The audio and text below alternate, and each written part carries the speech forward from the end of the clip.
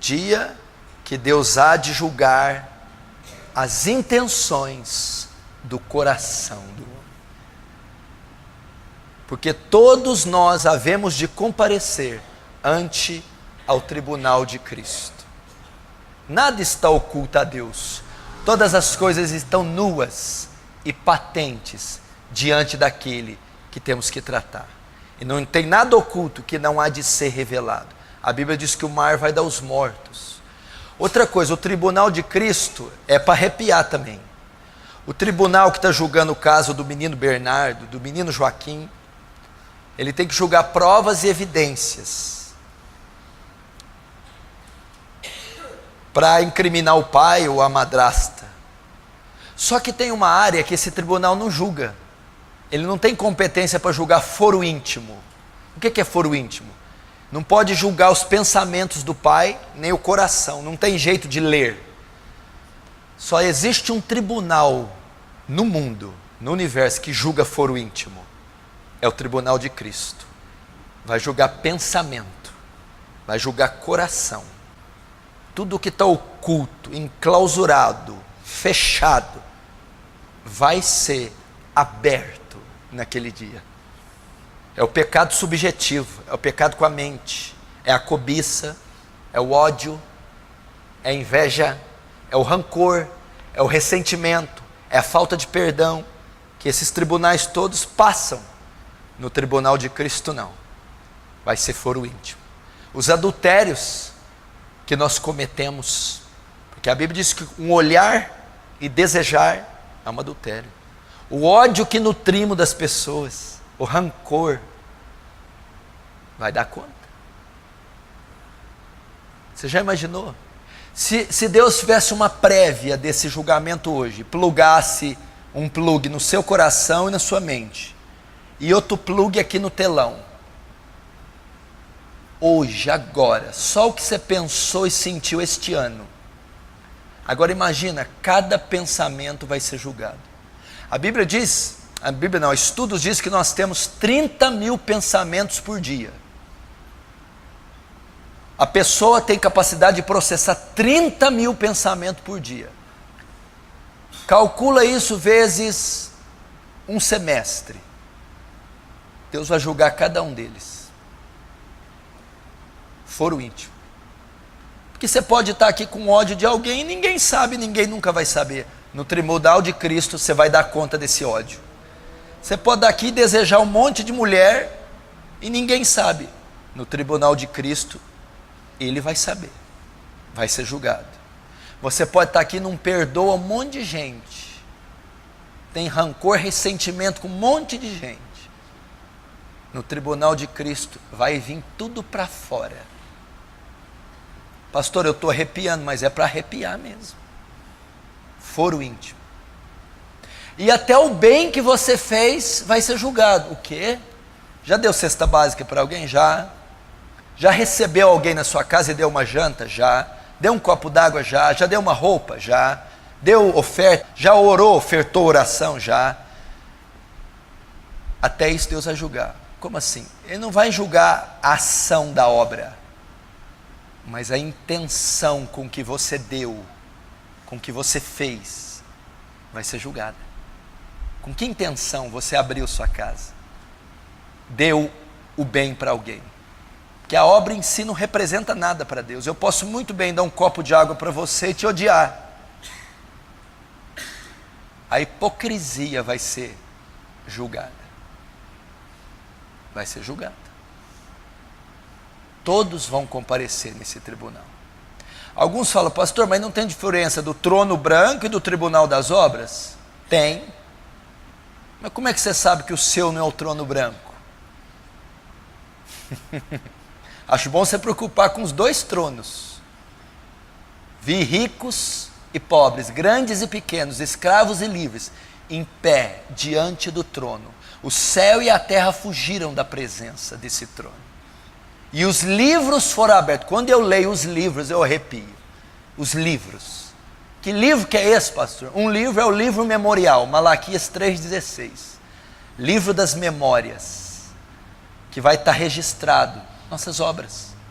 O outro livro é o livro da vida, Porque para estar no livro da vida, tem que condizer com o livro das memórias. Se as memórias forem boas, vai estar no livro da vida. E a Bíblia diz que o mar deu os mortos, o inferno, e todos foram julgados.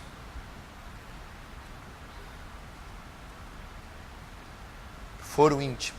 Eu vou dizer uma coisa, eu dei um conselho, não sei para qual dos meus discípulos essa semana, e falei assim, ó, eu vou te dar o conselho do homem mais sábio da Bíblia, e o conselho mais sábio da Bíblia, do homem mais sábio. Qual que é?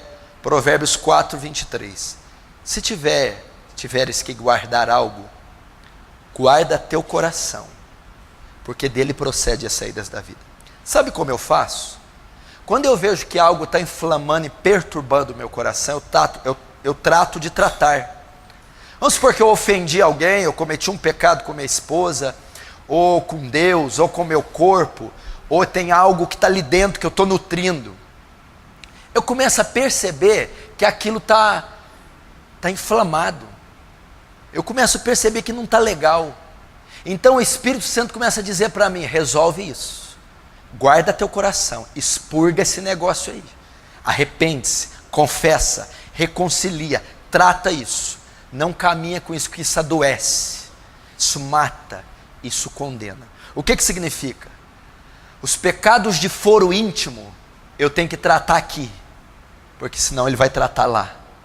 Deus me perdoa por ter falado assim com aquela pessoa ontem. Me perdoa por ter cobiçado aquela mulher. Me perdoa por ter me gloriado no elogio que eu recebi e tirado a glória que só a ti pertence. Me perdoa a minha hipocrisia, qualquer coisa que está enfermando. Me perdoa a palavra ferina que eu falei para alguém e estou aqui tranquilo, está aqui tudo, está aqui dentro. Isso é guardar coração, resolver coisa pendente, não amontoar bicheira dentro do coração. Resolver. Porque você pode ser um serial killer e não saber. Como serial killer? Como serial killer? A Bíblia lista 8 classes de pessoas que não vão para o céu. No Apocalipse 21, 8, não lista? Fornicadores, adúlteros, feiticeiros e homicidas, assassinos não vão para o céu. Você pode ser um assassino sem saber, um serial killer. A Bíblia diz, se alguém chamar o seu irmão de raca, é réu do inferno. Raca, louco, se você ofendeu o seu irmão. 1 João vai dizer que não aborrecei vossos irmãos, que aquele que odeia o seu irmão é homicida, é assassino. E sabemos que nenhum assassino tem parte nele a vida eterna. Você pode ser um assassino sem nunca ter dado um tiro em ninguém. Você pode estar chamando seu irmão de raca, ofendendo, xingando, odiando no seu coração. Assassino. E por que o senhor me chamou de serial killer? Matador em série, a tradução para o português. Serial, de serial, killer, assassino, matador. O matador de série. Deve ser porque tem muita gente que você tem barreira no coração, muita gente que você odeia. Então são muitas pessoas que você está matando. Assassino. Não vai ser aprovado nesse tribunal. Porque a marca do crente não é o ódio, é o amor. Nisto conhecereis que sois meus discípulos. Como? Se vos amardes uns aos outros. A marca não é o ódio, a marca é o amor. Nós temos uma facilidade de odiar. Se eu tenho facilidade de odiar, então não sou discípulo de Cristo. Sou discípulo de Beelzebul. E lá naquele tribunal, vai julgar aqueles que eu matei com meu ódio, aqueles que eu cumprimento assim, aqueles que eu desvio quando passam por mim, aqueles que eu desejo mal, aqueles que me incitam à ira só de passarem perto de mim. Naquele dia vai ser aberto. Ninguém está preocupado com o tribunal de Cristo. com o foro íntimo. Dia que Deus há de julgar as intenções do coração. Como é que está o coração, irmão? Cheio de cobiças, lascívias, ódios, vinganças, soberbas, avarezas, fornicações, vícios. Esse tribunal vai arreganhar o coração. Você vai estar nu, pelado diante desse tribunal, desse trono. Não vai ter escapatória, nem saída.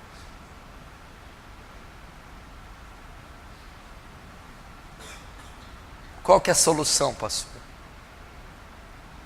Aquele que encobre as suas transgressões nunca prosperará. Sabe o que é encobrir? Sabe o que é, Alexandre? Não reconhecer que pecou. Ou não dar o devido valor ao pecado. Não, isso é coisa, isso é bobagem, isso não é assim não. Isso é bobagem. Encobrir. Não reconhecer. É o fariseu publicano. Olha, jejua 2 vezes por semana, dou o dízimo, tudo que eu faço, e não sou como esse publicano. O publicano bate no peito. Tem misericórdia de mim, porque eu sou um pecador. É reconhecer, não é só confessar. Eu posso confessar pela pressão. Foi eu que fiz. Não é confissão, é reconhecimento. É você avaliar a situação e dizer: eu sou culpado por ela. Eu de fato fiz. Ele vai julgar foro íntimo. Vai julgar os pensamentos que ficam divagando na nossa. Pastor, até que ponto o pensamento é pecado? A Bíblia fala isso lá em Tiago. Que vem a cobiça, quando alimenta a cobiça, nasce o pecado. O pecado consumado gera morte. Eu posso receber uma seta de pensamento pecaminoso. Não é pecado. O pecado é quando eu aceito a seta e alimento ela. Aí é pecado. Posso sentir uma seta de imoralidade, uma seta de vingança, uma seta de ódio. Eu posso bloquear aquilo. Recebi, mas não é pecado. Agora, quando eu abro, eu alimento, eu venho nutrir aquele pensamento, tornou-se pecado. Entendeu?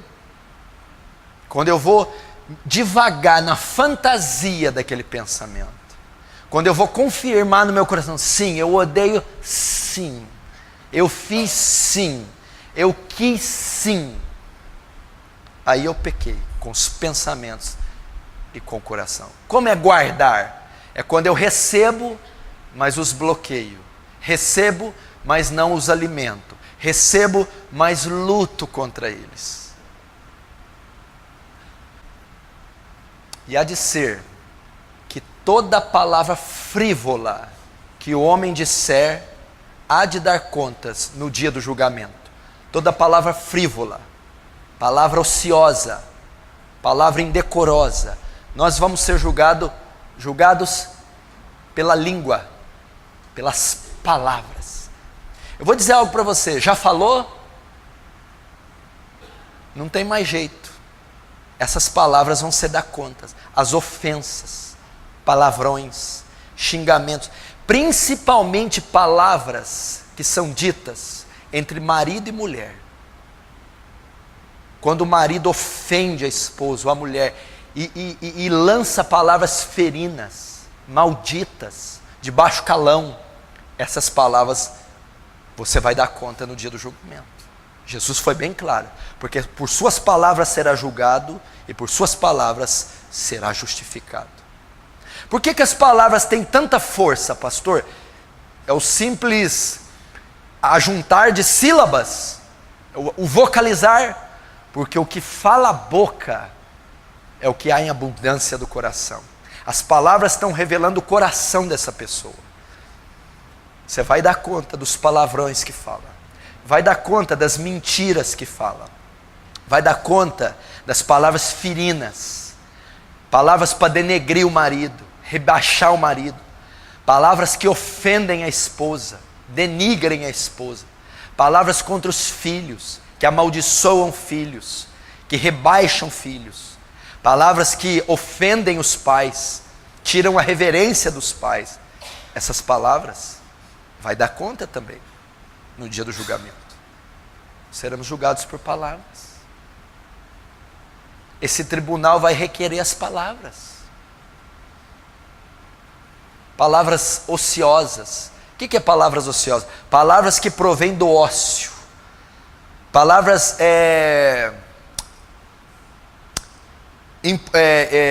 inconvenientes, precipitadas. Palavras que desencadearam bombas, como diz em Tiago 3, que a língua é um pequeno membro inflamado pelo inferno, capaz de incendiar um bosque. Assim como um leme, que ela guia um grande nau, um grande navio, assim a língua tem capaz de dominar o homem. Fofocas, picuinhas, diz que não diz, vai dar conta. Por quê? Por causa de palavras, pessoas se divorciam, pessoas se matam, pessoas abortam, pessoas entram num crime, pessoas deixam a fé, pessoas têm a vida emocional destruída, pessoas têm o casamento destruído por causa de palavras, mensagens, telefonemas, fofocas, ou aquilo que está em Provérbios 16:6. 6 coisas o Senhor aborrece, mas a 7ª a alma dele abomina. O que é uma coisa que Deus de 6 ele odeia com todo o seu ser? 6 coisas, mas a 7ª a alma dele abomina, e a abominação das palavras mais fortes da Bíblia. O que Deus tanto abomina? Aquele que semeia contenda entre os irmãos, aquele que coloca um irmão contra o outro, um pastor contra a ovelha, o obreiro contra a igreja, o fulano, semeia contendas entre irmãos. Deus abomina, e no dia do julgamento, essa semeadura de contendas, que consiste, caracteriza-se em palavras, vai dar conta. Vai dar conta. Nós estamos achando que não há consequências. Ele disse, Paulo, em Gálatas 6, de Deus não se escarnece. Tudo que o homem semear, isso ceifará. Vai haver uma paga. Pagará cada um segundo suas obras, Deus diz. Cuidado com as suas palavras. Não saia da sua boca nenhuma palavra torpe, mas só aquela que for boa, promovendo a edificação aos que o ouvem. Sejam as vossas palavras moderadas, temperadas com sal, cantando e salmodiando uns aos outros com hinos e cânticos espirituais. As más conversações corrompem os bons costumes. No muito falar a transgressão, mas o que modera os lábios é prudente. E o homem seja pronto no ouvir e tardio no falar. Você imaginou só pelo 4º mandamento do decálogo? Não tomarás o nome do seu Deus em vão, porque Deus não terá por inocente aquele que tomar o nome dele em vão. Quantas vezes nós blasfemamos o nome de Deus? Por que é pecado falar o nome de Deus em vão? Quando você está numa reunião política e você cita um senador, o ambiente é propício para aquele nome. Política é relativo a Senado. Quando você cita o nome de Deus, tem que ser relativo ao atributo dele, santo. Então o nome de Deus só pode ser pronunciado quando o ambiente, o meio que está sendo dito, é propício para o nome de Deus. E o nome de Deus é santo. Então o nome de Deus só pode ser citado no ambiente santo, onde ele recebe louvor, recebe glória. Não chacoteando, fazendo piadas, difamando o nome de Deus. Pelas palavras. Sabe outra coisa que o tribunal de Cristo vai julgar? O senhor vai falar ações, né? O dia que ele há de julgar todas as obras. Não. Ele vai julgar também as omissões. Ele não vai julgar só o que nós fazemos, Ele vai julgar o que nós deixamos de fazer também. Como assim? Quando tive fome, não me destes de comer. Omissão. Quando tive sede, não me destes de beber. Quando tive nu, não me vestistes. Quando fui forasteiro, não me hospedastes. Quando estive enfermo, não foste me visitar. Então perguntaremos para ele: Mestre, Jesus, Senhor, quando é que te vimos com fome e não te demos de comer? E quando é que te vimos com sede e não te demos de beber? Quando foi que te vimos nu e não te dessemos de vestir? Pois não nos lembramos disso. Então direi: quando deixastes de fazer a um desses pequeninos, esses pequeninos que estão entre nós, os pobres, as viúvas, os doentes, os presos, quando deixastes de fazer a esses, a mim me deixaste. Nós seremos julgados pelas coisas que nós não fizemos, o bem que nós não fizemos. A Bíblia diz que aquele que tapa o ouvido ao clamor do pobre, também clamará e não será ouvido. Não diga ao necessitado: volta amanhã, tendo tu contigo hoje.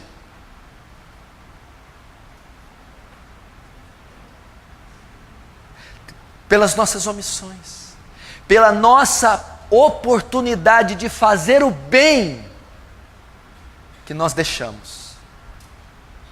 Lembra da parábola do bom samaritano? Que um homem vem de viagem, é atacado por salteadores, eles roubam e deixam ele despido, quase morto. Passa um sacerdote por ele e passa largo. É a igreja religiosa, a igreja mundana, que vai cumprir os votos da lei, mas a lei e os profetas estavam ali deitada, que era amar o próximo. Depois passa o levita, a mesma coisa, vou oferecer sacrifício. A ordem levítica consistia em matar touros, bodes e cordeiros. Vou oferecer sacrifício. O sacrifício estava ali, ó, que é amar o próximo. E vem um samaritano, que pegou aquele homem, atou suas feridas, colocou na sua cavalgadura, pagou uma hospedagem para ele, e deixou dinheiro para mais 2 dias. Está cheio de bons samaritanos no nosso emprego. Está cheio de bons samaritanos no nosso dia a dia. Nós seremos julgados pela omissão, pela oportunidade e capacidade de fazer o bem e nós não fizemos. A omissão de ir lá e perdoar alguém, de ir lá e pedir perdão para alguém, omitir, pegar um ônibus, viajar lá naquela cidade que a pessoa tem uma rixa, uma contenda com você, ir lá e resolver. Você tem essa possibilidade de ir lá e resolver esse caso, solucionar esse caso, e você não faz, está omitindo. Você tem condição de ajudar aquela vizinha e não faz, está omitindo.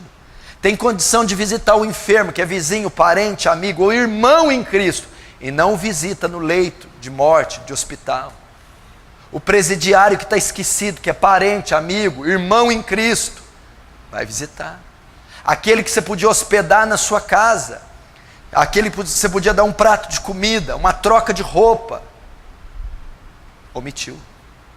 A preocupação com o alter ego, a preocupação com esse mundo capitalista, egoísta, umbigocêntrico, que só preocupa com, é um egoísmo jamais visto.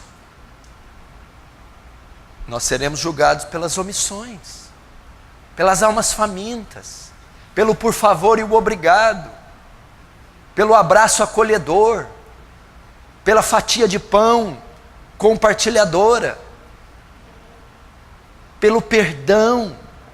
A Bíblia diz assim: se vós não perdoardes os vossos inimigos as vossas ofensas, vosso Pai não perdoará as vossas. Se você entrar no templo para ofertar e lembrar que teu inimigo tem algo contra ti, deixa ali a tua oferta e vai e reconcilia-te com ele. Reconcilia-te com ele enquanto está a caminho, para que o juiz não te entregue ao tribunal. Para que ele não te entregue ao tribunal, e o tribunal ao juiz, e o juiz ao cárcere. Não sairá de lá até pagar o último cêntimo. Antes de vir cantar, antes de jejuar, antes de vir louvar, antes de pregar, antes de evangelizar, vai resolver a contenda que você tem. Vai pedir perdão para a pessoa que você ofendeu. Vai perdoar aquela que te ofendeu. Resolve isso enquanto está a caminho. Jesus diz, resolve enquanto ela está viva. Se essa mulher morrer sem o seu perdão, isso vai te custar caro no julgamento. Se esse homem morrer sem o seu perdão, isso vai custar caro no julgamento. Enquanto você tem condição de pedir também. Enquanto está vivo. A Bíblia diz que aquele que sabe o que é certo e faz o errado peca. Você tem a capacidade de fazer o bem e faz o mal. Tem a capacidade de fazer o bem e não faz nada. Pecado. Vai ser julgado no tribunal de Cristo. Suas obras vão ser provadas. Essa então, para ver se é ouro, prata, pedras preciosas ou madeira, palha e feno. Todas elas passarão pelo fogo. A hipocrisia ali vai ser tudo torrada. Vai ser provada pelo fogo.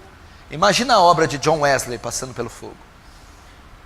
A de Jonathan Edwards passando pelo fogo. A do apóstolo Paulo passando pelo fogo. A de Jeremias passando pelo fogo. A de Moisés, o grande legislador. Aquele que foi chamado homem segundo o coração. Agora imagina as nossas, na sociedade tão hipócrita que vivemos. No evangelicalismo tão diluído, híbrido, adulterado, ralo que vivemos. As nossas obras passando pelo fogo. Seremos julgados pela omissão. Porque todo mundo acha que é só festa o cristianismo, né? Não é não. Existe o trono branco, que é o trono que não vai dar, não tem corte de apelo. O veredito é final, já está dado, julgado e condenado. E existe o julgamento das obras, que o tal pode até ir, mas como que pelo fogo. Mas ambos seremos julgados. Haverá julgamento. Mas eu acho que a omissão que nós mais vamos dar conta é daquele aposentado que mora ali do lado da sua casa e você está omitindo o evangelho dele. Ele pode ser condenado. Omitir a graça, omitir a salvação, omitir a palavra de Deus. O irmão André, que é o líder daquela missão Portas Abertas, um homem que contrabandeou Bíblias na cortina de ferro, na década de 60, ele diz, é inaceitável um cristão ter 2 Bíblias, quando há milhares de pessoas que não têm nenhuma. É um absurdo alguém ter ouvido o Evangelho 2 vezes, quando existe bilhões que nunca ouviram nenhuma vez. E nós estamos omitindo a mensagem da cruz, a mensagem salvífica, a mensagem redentora, a mensagem salvadora, justificadora. Ah não, eu não vou pregar para aquele cara, não, ele é duro, ele não vai ouvir, não dá certo. Ah não, deixa para depois, um dia o Espírito Santo vai me encher, eu vou lá. Ah não, isso não é para mim, talvez eu tenha outro meio de salvar ele. E assim estamos omitindo. Diga para mim, quantos já passaram por sua mão e morreram, sem você ter pregado? Parentes, vizinhos, amigos, colegas de escola, trabalho. Pessoas que o Espírito Santo te sinaliza. Lembra que fulano que você fez bacharel com ele? Vai pregar para ele. Aquela tia sua que está lá naquele estado, vai pregar para ela. O Espírito Santo fala isso.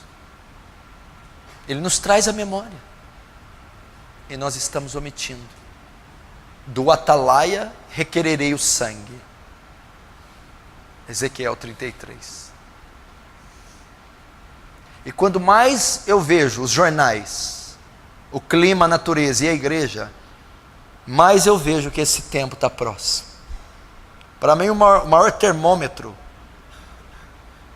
tem sido o povo de Deus. As coisas que estão acontecendo num tão curto período de espaço e tempo, no meio do povo que se diz povo de Deus, estão sendo tão absurdas. Para mim é o maior sinal. E esse dia está chegando. Cada gole de pinga vai ter que ser dado conta no dia do julgamento. Cada cigarro tragado, se você não arrependeu. Cada real furtado que não é seu, ali vai aparecer. As propinas, o dinheiro sujo, o telefonema espúrio, vai tudo aparecer ali. E você vai dar conta. E não tem jeito de fugir do juiz dos juízes, do tribunal dos tribunais. A Bíblia diz que o céu e a terra vão desaparecer diante desse trono. Sumiu, não se achou lugar para eles. Só o trono, aquele que está sentado sobre ele para julgar, para fazer valer sua justiça, e o povo a ser julgado. Eu gosto do Leonard Ravenhill porque ele diz, antes de morrer, velhinho, está faltando a pregação do julgamento nos púlpitos. As pessoas deveriam ir para a cama todo dia, sabendo que um dia estarão diante do julgamento de Cristo.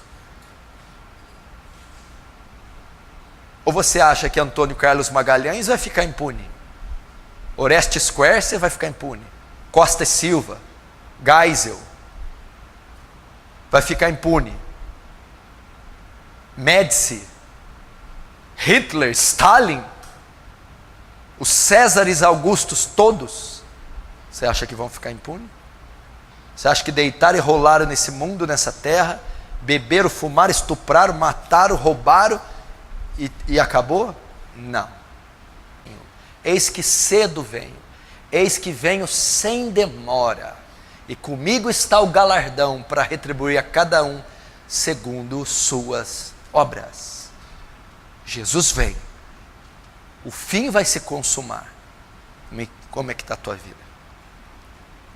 Pergunta para minha esposa a angústia que eu tenho passado. Porque talvez para quem está na liderança, Deus dê um certo discernimento a mais. Estou dizendo discernimento. Com relação à fé salvífica não tem diferença nenhuma. Para que a gente pastoreie a igreja. Eu acredito que um pastor que vigia, que está em alerta, Deus compartilha com ele algo.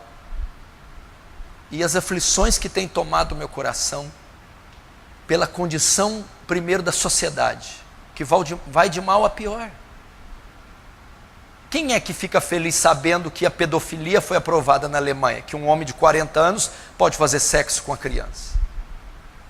Quem é que fica feliz com o maior índice de estupro do mundo sendo o Brasil? Quem é que fica feliz com a aprovação do casamento homossexual? Bem-aventurados os que choram, porque serão consolados. Característica do crente salvo, verdadeiro, é que ele se contrista, chora pela condição da sociedade caída. Ele não é indiferente, ele não está alheio a isso. Dói nele saber que essas coisas estão aprovadas. Quem não fica triste com as condições culturais, sociais, as etnias que estão se perdendo? Depois a angústia pela condição da igreja mundial, a igreja de Cristo em todo o território mundial. Eu jamais sonhei na minha vida, quando eu conheci, no ano de 90, eu jamais sonhei que um crente em Jesus, por pior que fosse, seria capaz de fazer o que os crentes de hoje estão fazendo.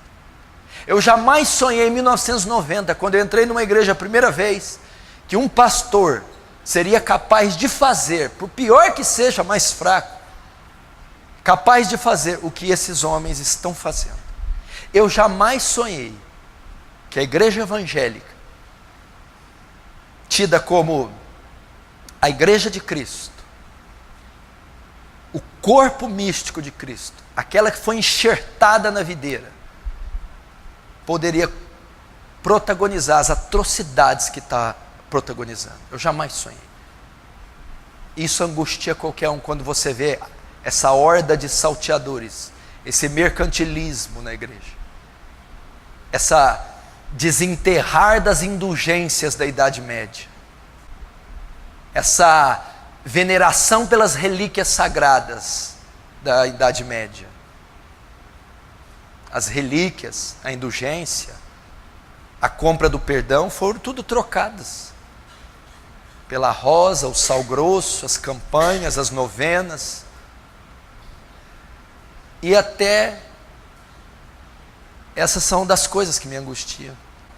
Situações todas essas anunciam a volta de Jesus, uma apostasia generalizada, o esfriamento do coração do homem, a explosão e a abundância da iniquidade.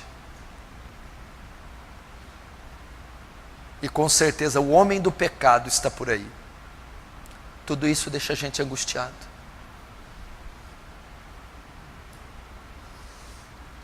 E eu só quero chamar sua atenção para essa realidade.